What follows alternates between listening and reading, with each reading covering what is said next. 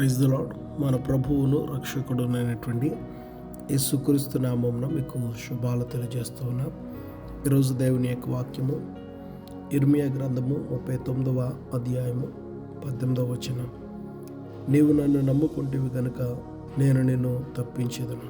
ప్రియమైన సహోదరి సహోదరుడా, ప్రతి విషయంలోనూ సహాయము చేయుటకై దేవుడు మనకు తోడుగా ఉన్నటువంటి సమయాల్లో దేవుని ఎడల మనము నమ్మకాన్ని కలిగి ఉంటే ఏ ఆపద నుంచైనా, ఎలాంటి పరిస్థితుల నుంచైనా దేవుని వలన మనము తప్పించబడగలిగినటువంటి వారిగా ఉంటాం.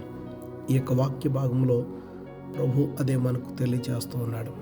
నీవు నన్ను నమ్ముకున్నావు కనుక నేను నిన్ను తప్పిస్తానని. ఈరోజు మన జీవితంలో తప్పించబడవలసినటువంటి పరిస్థితి ఏదైనానో ఆ పరిస్థితుల్లో దేవుని ఉన్నతమైనటువంటి సహాయము ప్రభు మనకు అనుగ్రహించువాడై ఉన్నాడు. శ్రమలో నుంచి ప్రభు మనల్ని తప్పించువాడై ఉన్నాడు. ఆపదలో నుంచి ప్రభు మనల్ని తప్పించువాడై ఉన్నాడు. మన చుట్టూ అనేక మంది ఒకవేళ మనల్ని బాధించడానికి చూసిన, లేదా మనల్ని చిక్కుల్లో పెట్టడానికి చూసిన, మనపైన శత్రువులు అనేక మంది మన చుట్టూ లేచిన వాటన్నిటిలో నుంచి దేవాతి దేవుడు మనల్ని తప్పించువాడై ఉన్నాడు. ప్రతి కీడు నుంచి తప్పించువాడు, ప్రతి లేమి నుంచి తప్పించేవాడు. నిశ్చయముగా దేవాతి దేవుడు మన ఎడల తన కార్యములు జరిగించుట కొరకై మనకు తోడుగా ఉండి సమస్త విషయాల్లో సహాయం చేయబడై ఉన్నాడు. ఆనాటి కాలంలో దేవుని విషయంలో భక్తి కలిగినటువంటి వారి జీవితాల్లో కూడా దేవుడు అదే జరిగించి ఉన్నాడు.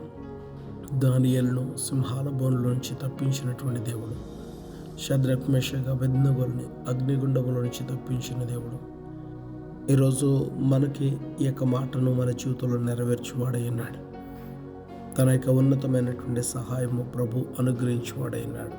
ఏ విషయంలోనూ భయం చెందకుండా అన్ని విషయాలు తప్పించగలిగిన దేవునికి విజ్ఞాపన చేస్తూ దేవుని వలన మన జీవితాలను ఆశీర్వాదకరంగా నడిపించుకుందాం. అటు కృప ప్రభు మనకు అనుగ్రహించి నడిపించును గాక. ఆమేన్.